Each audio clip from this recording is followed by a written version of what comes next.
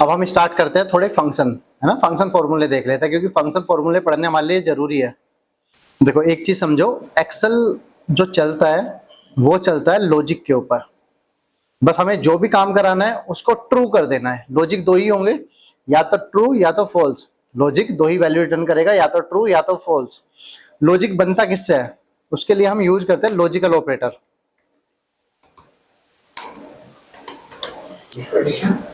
हाँ, इफ भी होती है, इफ अलग चीज है, हम लॉजिक की बात करें। Equal, not equal, greater than, less than, greater than equal, less than equal, ये 6 हमारे पास लॉजिकल ऑपरेटर होते हैं। इसको बोलते हैं इक्वल, ये होता है नॉट इक्वल, ये होता है ग्रेटर देन, और ये होता है लेस देन। ये होता है ग्रेटर देन, इक्वल, और ये होता है less than equal.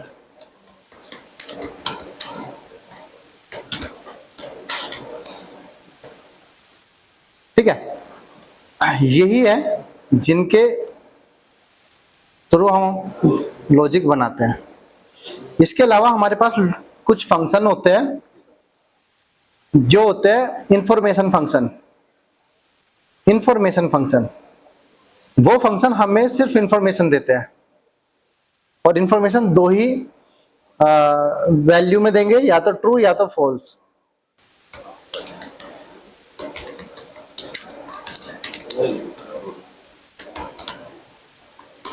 Information function कौन से होते हैं? जैसे is odd, is even, is number, is text, is logical,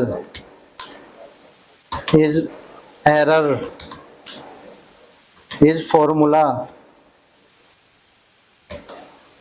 इस तरह के फंक्शन। अच्छा, इनका यूज क्या होता है? इनका यूज होता है लॉजिक बनाने के लिए। जैसे कि यहां पर एक नंबर लिखा हुआ है 50, ठीक है, यहां पर एक नंबर लिखा है 50। अब हम इसको बोलते हैं equal, sorry, equal is odd,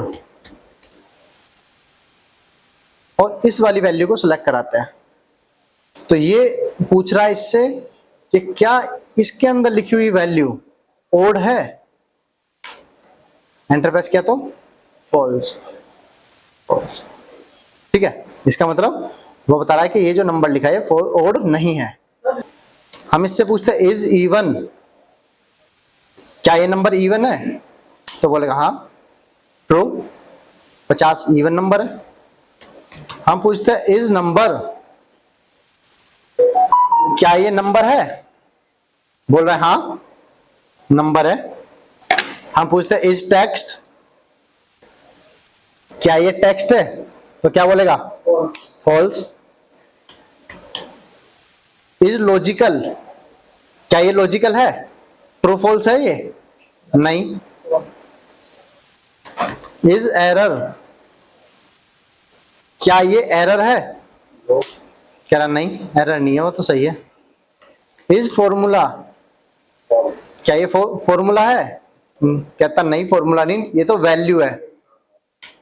formula लगाता तो ये बता देता। हाँ, देखो इसको अगर हम ये पूछते इज फॉर्मूला, और ये वाली सेल सेलेक्ट करा देते, कह रहा है ना ट्रू, क्योंकि इसमें तो हमने फॉर्मूला लगाया हुआ है। अच्छा, बट इसमें नहीं लगा। क्लियर है यहां तक? और इसी तरह से ये होता है, जैसे यहां पर 50 लिखा है, और हम इससे पूछे क्या ये वाली सेल इक्वल 50, क्या ये 50 के इक्वल है? तो क्या बोलेगा? हाँ, C2 की वैल्यू 50 से इक्वल है।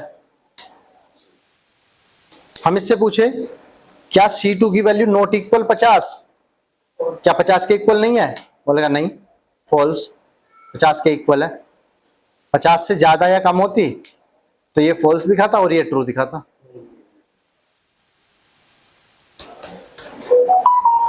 हम इससे पूछते हैं क्या ये वाली सेल की वैल्यू ग्रेटर देन 50, 50 से ज्यादा है, क्या दिखा रहा है, क्यों? हम इसको पूछते हैं ये वाली सेल ग्रेटर देन इक्वल 50, क्या ये 50 या उससे ज्यादा है? तो कह रहा है हाँ 50 से ज्यादा है। ये भी सही बताएगा। हाँ, हम इससे पूछते हैं क्या ये वाली सेल लेस देन इक्वल 50, तो ये भी ट्रू दिखाएगा क्योंकि इक्वल तो 50 है ना। तो ये जो ट्रू फॉल्स होता है इसी पे सारा एक्सेल चलता है। कैसे? जैसे मान लो यहां पर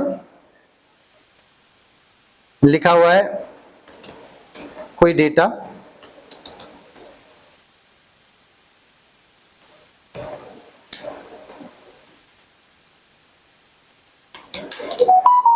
ये अब अगर आपसे बोला जाए कि इनको काउंट कर दो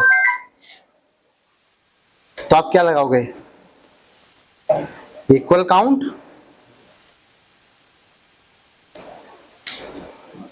काउंट निकल आएगा 13 है। सबसे भी बताएगा। हाँ सम भी कर सकते हो, हमने किया सम तो काउंट कर रहे हैं कितनी वैल्यूज है। काउंट करके दिखा रहा है, गिनती करके दिखा रहा है, 13 नंबर है। ये इन सब नंबर को जोड़ के दिखा रहा है कि सारे नंबर सम होके इतने हैं। बट अगर कंडीशन दे दी जाए आपसे, आपको अगर आपको कंडीशन दे दी जाए कि जिसकी वैल्यू ग्रेटर देन इक्वल 50 है, सिर्फ उन्हीं को काउंट करो। अब समझो पहले क्या था, हमने रेंज सेलेक्ट की, उसने उसको सम करके दे दिया। बट अब आ गया क्राइटेरिया, कंडीशन कि सम तो करना है बट उन्हीं सेल का जिसकी वैल्यू 50 से ज्यादा है, जिसकी वैल्यू 50 से ज्यादा है। तो 50 से ज्यादा को हम कैसे आइडेंटिफाई करेंगे? वही लॉजिकल ऑपरेटर जो हमने यूज किए थे। हम इससे पूछेंगे क्या ये वाली सेल की वैल्यू ग्रेटर देन इक्वल 50 है? नहीं, ग्रेटर देन ओनली 50।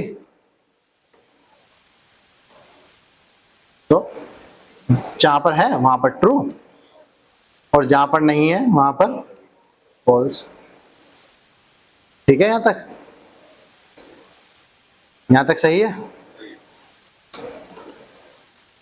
अब जितने भी नंबर ट्रू है उसको ये सम करेगा।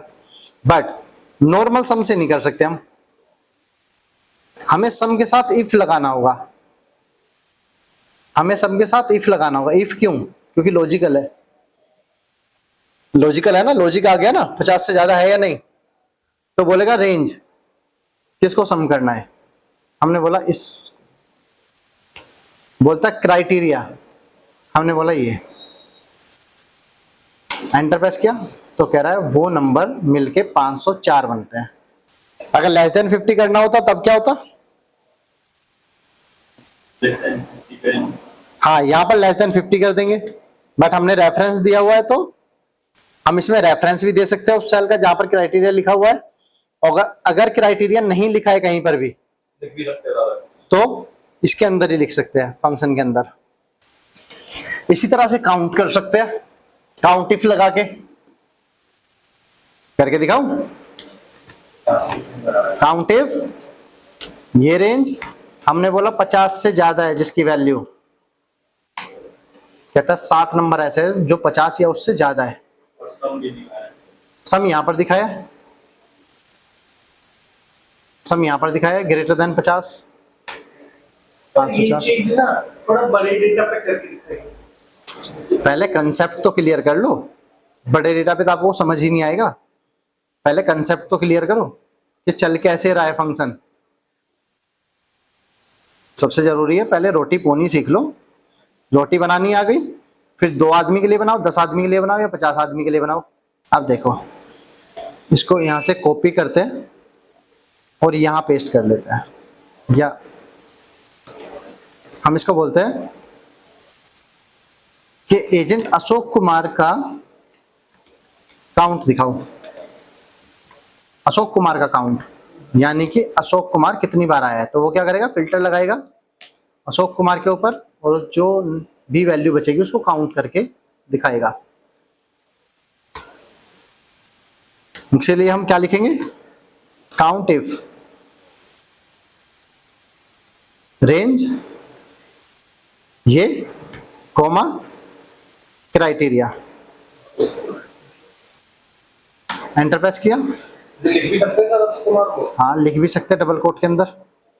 जैसे कि अब हमारे सामने सिचुएशन ये है, हमारी कंडीशन क्या है कि इस वाले डेटा में अशोक कुमार कितनी बार लिखा है वो बताओ।